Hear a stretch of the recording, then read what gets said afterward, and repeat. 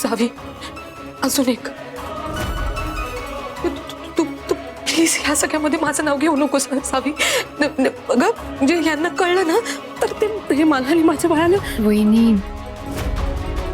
अहो तुम्ही अजिबात काळजी करू नका, असं काही होणार नाहीये बघा.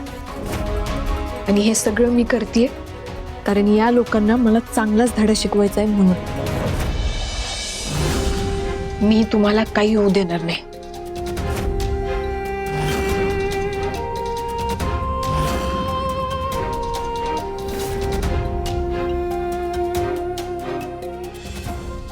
मी जर तक्रार केली तर त्या गोष्टीचा सगळ्यात जास्त त्रास नीता वहिनींना होईल.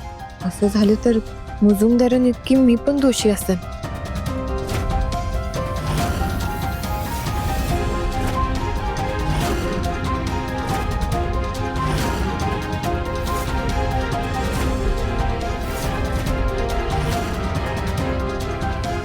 मंजू,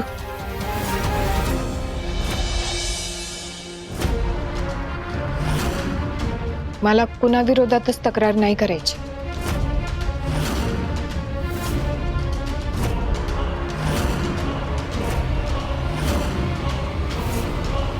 सावी, अशी चूक करू नको. हे बघ, आत्ताच तक्रार केली तर अक्कल येईल यांना.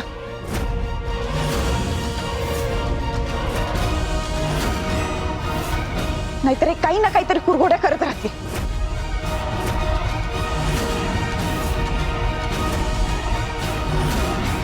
मंजू, भाऊ काय म्हणतात, एखाद्याला हरवायचं असेल तर त्याला चांगुलपणानं हरवायचं. या सगळ्यांनी जरी मला सून मानलं नसलं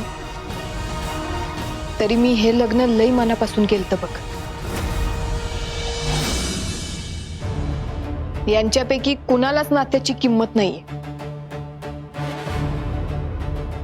आणि म्हणून मी पण त्यांच्यासारखी नाही वागणार.